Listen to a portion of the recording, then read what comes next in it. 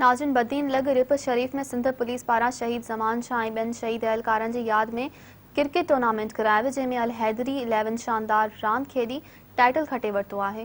ॾिसूं था दीदार मल्हा जी ही रिपोर्ट। बदीन लग रिप शरीफ में सिंध पुलिस पारां शहीद ज़मान शाह ऐं पुलिस जे शहीद जवाननि जी यादि में 17 रोज़ा नाइट क्रिकेट टूर्नामेंट मुनक़द कयो वियो। हिन टूर्नामेंट में कुल 16 टीमनि हिसो वरितो ऐं ज़िले जे बहितरीन नाले वारनि रांदीगरनि पिणु हिसो वरितो। टूर्नामेंट जो फाइनल मैच निज़ामाणी किंग 11 ऐं अल हैदरी जे विच में खेॾियो वियो।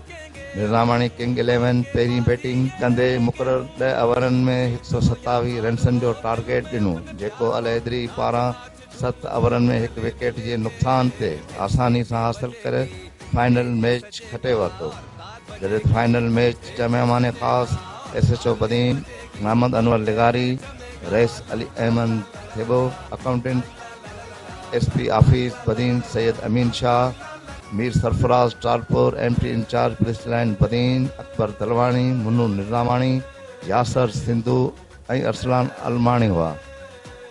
जिनी फाइनल खटींदड़ टीम खे ट्रॉफी ऐं 30,000 रुपया रोक रक़म ॾिनी ऐं हाराईंदड़ टीम खे पिणु 10,000 रुपया रोक रक़म बतौर इनाम ॾिना विया। जॾहिं हिन टूर्नामेंट जा ऑर्गेनाइज़र ज़ैन अहमद थेबो, ज़ुल्कैफ ऐं ज़ुल्फ़कार हुआ। उन मौक़े ते महिमाननि ॻाल्हाईंदे चयो त अहिड़ियूं सिहतमंद सरगर्मियूं थियणु खपनि, जंहिंसां मैदान ॿीहर आबाद थींदा त नौजवान मंशा समेत ॿियनि मर्दनि खां पिणु बची सघंदा।